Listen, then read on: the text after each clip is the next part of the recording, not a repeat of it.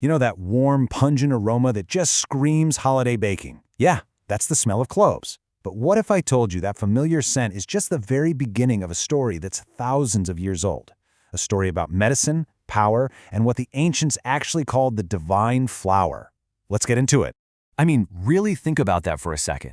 We reach for it to add a little flavor, but for centuries, people reached for it to literally heal themselves. And that's the big question we're going to explore today, as we unlock the secrets hiding inside this tiny, unassuming little spice. So to really understand the clove, we have to start by looking at its other names, because these names, well, they reveal its true status in the ancient world. Okay, so botanically, it's Caryophyllus aromaticus. Fine. But in the ancient Sanskrit texts of Ayurveda, it's known as Lavangam. And even better, it's called Devakusumam, which translates to the divine flower. Now, a name like that tells you everything, doesn't it? This was not just for seasoning food, it was seen as a gift from the gods, a really powerful tool for health and wellness. So you might be wondering, how do we even know all this? Well, this knowledge comes from these incredibly detailed ancient texts called Nighantus. Think of them as encyclopedias of medicine, botany, and pharmacology, all rolled into one. When you look at pages like these, you're seeing a direct line to the past. These are not just old, dusty books. They're records of meticulous, careful observation. They represent a really sophisticated system for understanding exactly how substances like cloves interact with the human body. And here's where it gets really interesting. There wasn't just one single opinion on cloves. Different experts saw different things. For instance, the Dhanvantari Nighantu described it as cooling, great for the heart, and something that specifically targets the Pitta dosha, one of the 3 core energies in Ayurveda.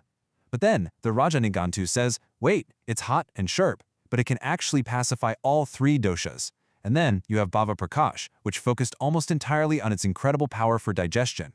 This shows a really holistic, multifaceted understanding, not some simple one-size-fits-all answer. This quote right here from the Raja Nighantu is just fascinating. It says that cloves, even though they feel hot at first, have a cooling and sweet post-digestive effect. It's a concept called Vipaka. And it just shows you how deep their analysis went. It wasn't about the immediate taste or sensation, it was about the long-term, lasting effect it had on your body's systems. All right, so with all this incredible knowledge, how was the clove actually used? Well, you can basically think of it as a one-stop shop home remedy. It can handle an amazing range of common problems. Let's start with something incredibly simple, something you could do right now. For a sore throat or just to freshen your breath, a really popular remedy was to just gently roast a single clove in a flame and then hold it in your mouth. That little bit of heat releases the essential oils, which soothe any irritation and even help strengthen your gums. It's an ancient trick that works today. But its uses went so far beyond that. I mean, for respiratory issues, it was a key ingredient in formulas for coughs, for digestion, it was the go-to for things like colic and nausea, and of course, probably its most famous use, pain relief. Clove oil for a toothache is a classic, but they also used a paste for headaches and even sciatic pain. It was truly a head-to-toe healer. And here's the cool part. Modern science can now explain exactly why it works so well. The magic is in a compound called eugenol, which is what gives clove its powerful antiseptic and anesthetic or numbing properties. The ancient physicians didn't know the chemistry, but they absolutely saw the results. They knew what it did, even if they couldn't name the molecule. It's a perfect bridge between ancient observation and modern science. Now, in Ayurveda, ingredients were rarely ever used all by themselves. The real art was in combining them, in making these incredible formulations. Let's take a look at how that worked.